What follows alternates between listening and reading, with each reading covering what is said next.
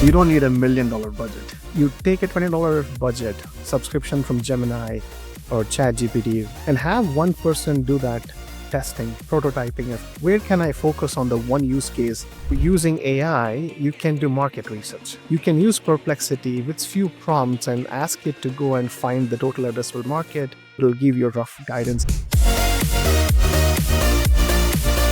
Today we are exploring the pragmatic side of artificial intelligence, moving beyond the hype to see how AI can drive real business value for startups and entrepreneurs alike. The engineering time required has shrunk significantly.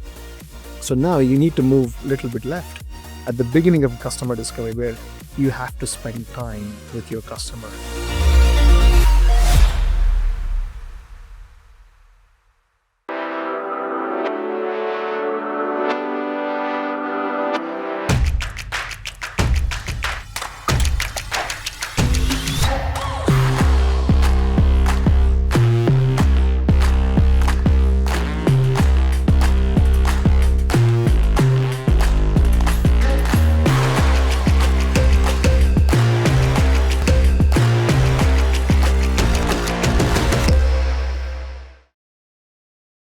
Hi everyone, this is Maheen and welcome to the CanadianSME Small Business Podcast. Today we are exploring the pragmatic side of artificial intelligence, moving beyond the hype to see how AI can drive real business value for startups and established entrepreneurs alike.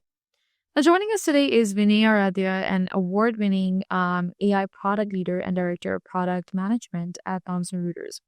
Now, Vinay is a Stevie and Globee Award winner who has managed portfolios exceeding $250 million. He's also currently the fractional CEO of CollegePath.ai, an AI-first platform democratizing college admissions guidance.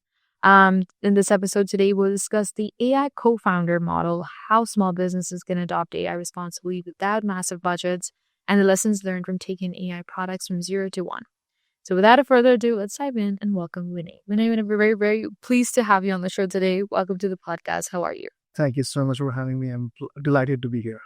Now, Vinay, your bio was quite a mouthful, so we'd love to kind of, break it down for our audience today. You've specialized in taking complex workflows and transforming them into intuitive AI solutions, most recently with the launch of CollegePath.ai. Tell us, what does it really take to build an AI product from 0 to 1? Where do founders usually go wrong during that initial discovery phase? Sounds good. That's a really good question. I've started my journey, just a little bit of a background to the users. Journey as a co-founder. Cloud computing was the main thing in 2010 and 11. So what we did was focusing on SMEs in Canadian market and then expanded to US market. Building virtual private servers, pretty much like what Amazon was offering, we were offering for SMBs. And I learned a ton after graduating from school. I learned a lot in building 0 to 1 product. At that time, I had no idea about product management. And I started a journey from the business side of things, and my two other co-founders were technical expertise. So that's where the journey began, and then I worked with multiple multinational organizations and Fortune 500 companies building products, platform, and what have you. To answer your question, where founders go wrong, founders fall in love with solution. They jump into now any trends out there. AI is a trend. Back in few years back, it was virtual reality or AR, VR. When we all locked in COVID, everyone jumped into, hey, I'm going to virtualize everything. Human interaction is virtual. So human interaction is not actually a virtual. You like to meet people in person. So anyway, so jumping to solution right away is the main trap. That's where majority of the founders or entrepreneurs go wrong. Hey, I'm going to use this cool AI tool. I'm going to force that tool into my customer base or customer. That's not going to fly. Many companies like Amazon has really good leadership principles. Like there are a ton of out there. One of the main is customer obsession.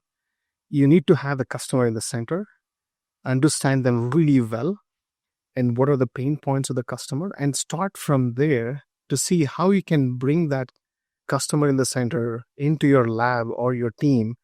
How can you solve that pain point, the friction they have, and then elevate that? How can you take that customer experience from average to 10x better? And you can use the best tool out there at that time. Right now, it's AI. It could be agentic AI. Soon, we are using agentic AI, and many more in the future. One of the cool thing I learned about Steve Jobs, he gave an example. I just want to put things in perspective here on AI. Mm-hmm. Steve Jobs was talking about computers, how computers were in when he launched Mac. He gave an anecdote. It was a research study done in some university. I don't recall what university that was. Uh, Human beings were measured against all the animals about the efficiency of locomotion, how fast you can run. And humans came at the last, at the bottom of, compared to all the animals. And someone had an idea of measuring human riding a bicycle and measuring with all the animals. And it was 10x better than any other animal. Humans came to the top. Wow. So that's the tool example, thinking bicycle as a tool, and we have AI as a tool now. AI here to amplify how we can do things better than, using forcefully in the middle of nowhere. I'm going to use AI because I want to use AI. Or I'll put a wrapper around ChatGPT and create a AI chatbot. It's not going to add value. To sum up, I wanted to always think about product management and entrepreneurship. There are a lot of commonalities out there. There is a lot of intersection. There are different types of product leadership, product management out there. But one of them is the archetype is you're a business person. You bring, hey, is it valuable to the customer? Is it viable for the business? I think Marty Kagan summed it up really well in the product management when you build a digital or physical product. One of the main thing is value to the customer. Are we creating value to the customer? The other leg is it viable? It could be, is it legally viable, financially viable, business side of things? Can you think through, can we even launch this product? And when you work with technical people like engineers, their role will be more of feasible. Can we build this tool? Is it possible to use the technology, what we have today, to build that product? And the UX or the design part of it, they think about, is it usable? If I give this tool to the user, can they figure it out? For example, nobody taught us how to use iPhone. There was no manual. Did not come with a manual. Right. Hey, just like few screen, that's about it. You click through, you know how it is. So that's the user experience. And Apple does really great job in design. In keeping that like 4 or 3-legged stool, product comes with the business side of things about the viable and valuable. Is it valuable to the customer we are serving? And is it viable for the business?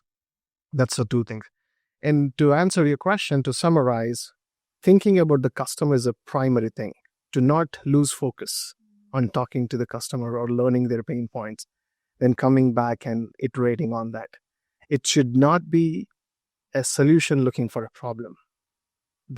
Whatever the product we build, it should not be, hey, I've built something cool using latest technologies out there, but we don't even know what the problem is. And one other example, I know many companies have made that mistake. If you think about Google Glass, there are a lot of sunsetted products or decommissioned products out there. Google Glass was one of the examples. Back in the days when they launched, it was 10x or a moonshot. But the users could not figure out how to use it. The use case was so massive. They could not figure out, hey, where do I use this? So there was no clear use case. You build a product and gave that to the user, you figure it out. And I could not figure out how do I use where it can add value to me. Right. So there are a lot of areas. So the main thing is understand your customer. Know your customer really well and work with them, understand their pain points, come back and solve that either 10 times better than the existing solution or be an innovative product, but nobody has solved that problem. That is such a vital lesson, Vinay, and it highlights that deep customer insight must always precede the technology to really avoid building a solution in search of a problem. Now let's explore how these high-level principles can be applied to smaller, resource-constrained businesses. Vinay, many small and mid-sized businesses or business owners, they feel they need a massive data science team to benefit from AI, but you suggest a much more pragmatic approach, right? Like, how can Tell us, how can SMEs adopt AI responsibly to improve decision-making and efficiency without really overcomplicating their operations or needing a huge budget? Excellent question. Again, you don't need $1 million budget. You can start small. That's an MVP mindset. How do I use this tool? Starting really small and then iterating to make it better. I always suggest like SMEs or SMBs, if you think about the friction point in your company, whether it's customer support, whether it is a lot of production support issues, you have a lot of tickets out there, you don't know what to solve or where it is coming from, like more data analysis, like very mundane, laborious, data heavy job.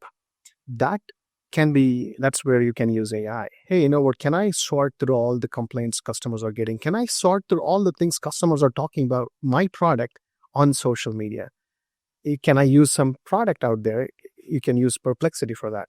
I use it a lot. You can just go and chat, hey, can anyone tell me who's talking about my product and where and what have you? So it will come back with sifting through the whole internet, social channels like Reddit. It goes to a lot of Reddit social site, comes back and gives you a list of things people talk about your product. And that's a really good site. And similarly, you can think about internal content of your customer support. There are a lot of tickets out there, a lot of issues. It happens usually. You sort it out and then think about prioritizing it. Can I build something simple where I can prioritize that, which is the most valuable thing for the customer to be solved because it is wider impact and deeper pain point. So I'm going to solve that so I can relieve the pain of the customer. So that's a clear thing. It would have taken weeks or days for a human to sift through a lot of challenges customers are facing. So that could be an area where SMEs can, smaller, medium-sized businesses can use AI. In simple thing, in drafting an email, we could not write so lengthy thing. If you train the model in a way that it is understanding the way of your writing, style of your writing, it can draft that. If it is a product organizations or companies, they usually spend a lot of time writing PRDs, product requirement documents. You can use LLM for that. If you have a way of organizing the structured way of thinking, hey, who is my customer? What is the solution? What is the problem? And what have you? You can train the model internally and use that model to generate that PRDs for you. So a lot more ways to use it. And there are a lot of SaaS products out there. If you're a digital product, you can use Lovable, Replit, and many more tools to build that MVP to show it to your customers and say, hey, is this the solution? Is this a solution will help your problem? Like a solution to problem fit, like a lock and key mechanism. Got it. So that's where, there are plenty of ways you can, invest your money. But when I say money, it's not like $1 million. It's like $20. You take a $20 budget subscription from Gemini or ChatGPT, whatever the model of your choice, like Claude, and have one person do that testing, prototyping of, hey, where can I focus on the one use case? It's like the Pareto principles of 80-20 rule. I'll invest my 20% of my time. It gives you 80% of your outcome or reward. So focus on that area where is a bottleneck, and then start small, and then you can easily, iteratively improve that usage of AI. That's a very empowering perspective, Vinay, and it proves that AI is a tool that for every business size when focused on specific high-value workflows. Now let's dive into the concept of your upcoming book and how it's changing the startup life cycle. Vinay, you're currently writing a book called AI Co-Founder, which explores how entrepreneurs can use AI to compress discovery and prototyping cycles. Tell us, how can startups leverage AI as a co-founder to move from idea to MVP faster, and what tools are helping you achieve this with CollegePath.ai? Sounds good. Thank you so much. I'll give you a little bit of contrasting thing, like my own experience of when I did co-founding experience in the past on cloud computing. We had Google search and we had a lot of a mentorship. We could go and ask for help. And a lot of the work we had to put in terms of creating the prototypes and understanding the customer, even interviewing the customer. How do you ask a question? Is it need to have an open-ended question? Like a doctor diagnose the problem. And when you go to a doctor, they diagnose, hey, when this happened, what was the issue? They don't right away give you a prescription or give you medication. Or the patient should not be asking for, give me this medication to me and write it on a prescription. So like a doctor diagnosing the situation, analyzing, going to the root cause of it. So you're going to learn that engineering skills as well. So a lot of things had to be learned back in the days, like a couple of years back, or even Lovable came in like a year and a half back, November of 2024. Those are the tools which helps in development or prototyping. Now, using AI, you can do market research. Let's say I want to do what is my TAM, total addressable market? How big is it? Is it worthwhile going and solving this problem? And is there a problem? Can I do this search using some tool like Perplexity? I'll give you a real example, walking through a use case.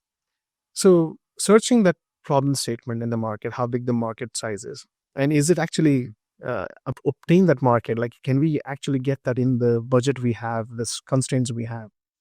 And then once you have it, you have personas. Hey, here are the hypotheses, or here are my personas who have this kind of problem. And how can I use AI to just go and help me validate those hypotheses?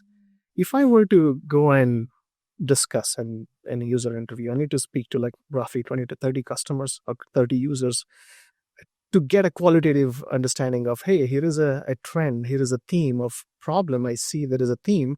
Let me go to a quantitative study of sending it to multiple surveys out there. I get like statistically significant number where I can say, hey, this is the problem. I think we should solve it because I have the numbers saying exactly this is a problem. We can focus on it. We can build a prototype. And then we can go and again go back to the customer and say, hey, here's the prototype. What do you think about it? Mm. So that's the classical way, traditional way of doing things. It was taking a lot of time, weeks, sometimes months, depending on the user study. Now, if you have a hypothesis, hey, here is where we can go and solve the problem. You can use Perplexity with few prompts and ask it to go and find the total addressable market, service available market, and what have you, Sam and Sam. It'll come back and give you, it's more of conversation. It'll give you at least ballpark, not exact number, but it'll give you a rough guidance. Hey, I think this is what it is. You can think that, okay, we can go and solve, here is my passion is. Again, the passion is the major keyword here. Right. And you have to really love the problem in the space, otherwise people will give up. That's where you can do a lot of research using Perplexity. Mm-hmm. The second part of it is, if I cannot do a lot of research with user research, product discovery, customer discovery, what you can call, now you can use Perplexity, explain the persona. Let's say that this is my persona. What's the psychographics look like? What is the behavior? What is the pain point? And then train or ask the Perplexity tool, say, this is my persona. Go look out on the web, social, and see what person belongs to this particular category of persona. And then you need to behave like that person based on your understanding of their comments, their discussion, their blogs, what have you. While I can interview you, you have to imitate that user. So now I'm user interviewing with Perplexity. So I can ask any questions I can ask, and Perplexity has gotten that knowledge of the persona's pain point from the web, from many people who are fit into that persona. Now you're pretty much interviewing with Perplexity to get a rough idea, just a quick start. It can be done in 30 minutes. Right. So that's exactly what I'm trying to do. There is a lot more thing to uncover in that AI as a co-founder. The last one I can talk about is prototyping. So once you do all that, you need to do an MVP. Right. You can build it without technical knowledge. Anyone who can write a good prompt, understand what is the vision, what is the problem, what is the use case, they can easily build a tool in about 30 to 40 minutes. And then they can bring it to the customer and say, can you see this? This is the solution we have built. Let them play with it and see if that is actually resonating with the customer for their pain point. That is such a game changer for speed, actually. And it emphasizes that AI can really act as a strategic partner to validate products before investing heavily in the infrastructure.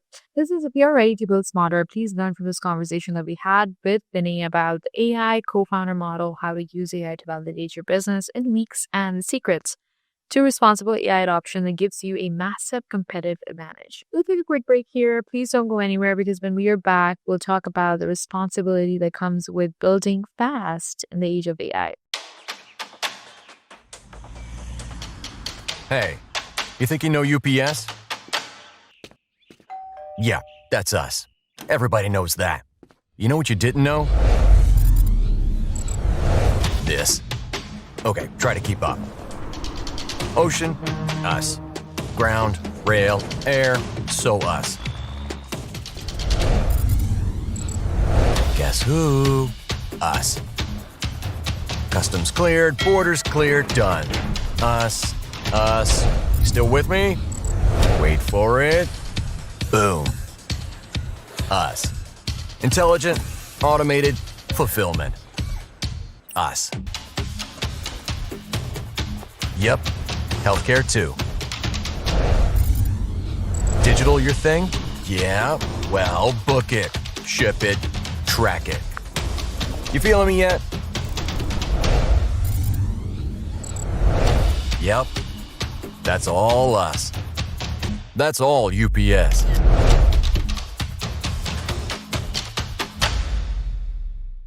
Welcome back, everyone. Let's dive into how to balance speed with trust when deploying AI in high-impact, sensitive environments. Now, building on that speed, Vinay, let's talk about the ethical responsibility that comes with deploying AI in sensitive sectors.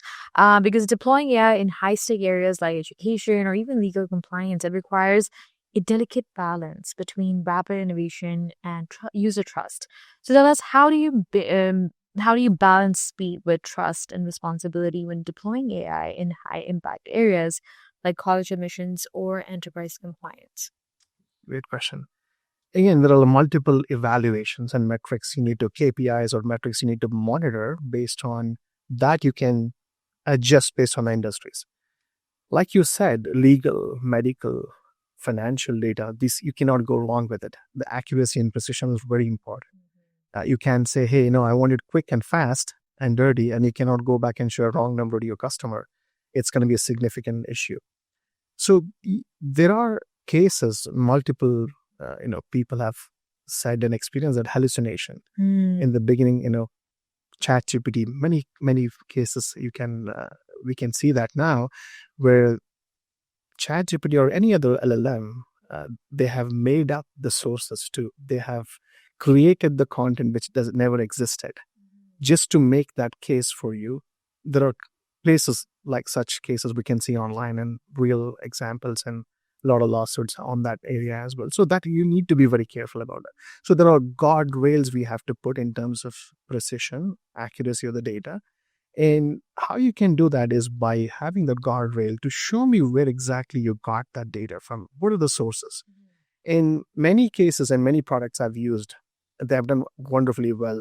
If there is a snippet or if there is a quote or if there is a claim of something, that LLM has actually provided proper citation and sources. You can click on that link and go back and verify it yourself. That human in the loop has to happen. In many cases like medical or legal and what have you, it can amplify how you can crunch that number. Technically, it's number crunching in the AI. You can get that data sorted out or analyzed as quickly as possible, but there has to be a human in the loop, at least now, until we get to the AGI or ASI. I don't think we are there yet. Until that point, we have to have human in the loop to verify and review those data. But you need to have a strong guardrails where you cannot go beyond the data we have given. So the source of the data is most important. So AI can only understand and read the content I have given, not go and create a new content or find something from a blog. It has to be well-cited, researched content. And if there is one, I need to go and look it up and then read about that. Got it. Now, that is such a crucial ethical framework, Vinay, and it confirms that transparency and reliability, they are the only ways to really build long-term trust in such AI-driven solutions. Finally, let's look at the broader landscape of AI and what business leaders should prepare for. Vinay, you've led large functional background organizations and managed massive portfolios, giving you such a unique view of where the industry is headed. Tell us, as we look into the future, what is your long-term vision for how AI-first strategy will redefine the competitive advantage for both the startups and large enterprises? Excellent question. Here again, it's my hypothesis based on what I've seen the trend over a decade of how technology has empowered users in different landscape. AI eventually, when I say AI, it's large language model. will eventually become a commodity. So it's going to be cheaper, easier to access. It's not going to be so expensive. I'm betting on quantum computing eventually because it's going to help large language model. This is my bet. Eventually, large language model or a smaller language model will be very easily accessible to any user. The core problem then will be understanding the user, understanding the customer, understanding the market. It's not about building cool technologies. It's about building the right thing and discovering the right thing or right problem to solve. What is that right problem? And that's where the customer discovery. So back in the days, the reason of MVP was you can't just go and build a wrong product, which takes a significant amount of time, like digital product. Engineering time takes a long time. So when you build it, if I come and show it to you, hey, here is the product, you go, I never asked that. It's not the problem. So that's when the agile came into play and say, hey, I'm going to iteratively build small chunks of it just to test, is it actually viable? I'm going to just show you that's when the MVP came in, minimum viable product, but I'll show it to you and say, hey, it's actually solving the problem. And then I can build the bells and whistles after. Now that problem is solved by AI. So now the engineering, I've used Cloud Code, basic coding experience. That experience came in when I started my company in the beginning. So that basic knowledge of coding, Cloud Code has made me an expert developer or engineer. I just have to prompt. It comes back with all the modules. So, but you need to know is whether it's the right tool or not. So what I'm trying to get at is the engineering time required has shrunk significantly. So now you need to move a little bit left at the beginning of discovery, customer discovery or product discovery, where you have to spend time with your customer. Pick up the phone, call them and ask them what was their problem, spending time with the customer, knowing, observing, market analysis. So that's where the whole focus will be. And in my hypothesis right here is many companies will have smaller employee footprint. It's not going to be thousands of companies out there, the employees out there. It's going to be smaller pods, if you will. They will manage a significant bigger portfolio to manage their product. And many of those employees who are displaced and many people probably will have their solopreneurship or entrepreneurship. Servicing a small piece of the pie or servicing a small market size, creating the product, understanding the users. Let's say if I solve for a city where a small piece of the problem where I can make a living out of that would be the future. I think there are more entrepreneurs, more smaller companies coming in the future because of AI and because of available resources. You don't need to spend a lot of dollars. Earlier you had to spend a significant capital to get a product off the ground. Now it's going to be very 1/10 of that. Significantly lower. That is such a powerful outlook, Vinay, and it confirms that turning ambiguity into clarity through AI will be really the hallmark of the next generation of leadership. Now, Vinay, this was a great conversation. Thank you so much for sharing everything that you do to help SMBs with the digital transformation journey. Now that we're wrapping up, if there's one key message that listeners should remember about starting their AI journey, what would it be? I would like to say start with the customer. Always understand their pain point, understand the market, get the signals, then work from that, work backwards to a solution. Do not jump into the solution right away. Do not pick the best AI tool out there or best large language model out there. Try to understand the customer, spend a lot of time in that, and then you start with building a great product for this customer and test it with them. That is powerful and a very actionable message. Thank you so much, Vinay, for being on the show with us and for sharing such great expertise and your insights. Thanks for having me. Well, that was an insightful conversation with Vinay. We explored the AI co-founder model, the practical adoption of SMEs, and how to build trustworthy AI native products. Thank you again for tuning into the podcast. Please be sure to subscribe for more expert insights. Visit our website, CanadianSME.ca, for valuable resources. Before we leave, a special shout out to our partners, UPS, A1 Global College, ADP, and Google for their ongoing commitment to empowering small businesses in Canada. Until next time, please keep innovating and striving for success. We'll see you in the next episode.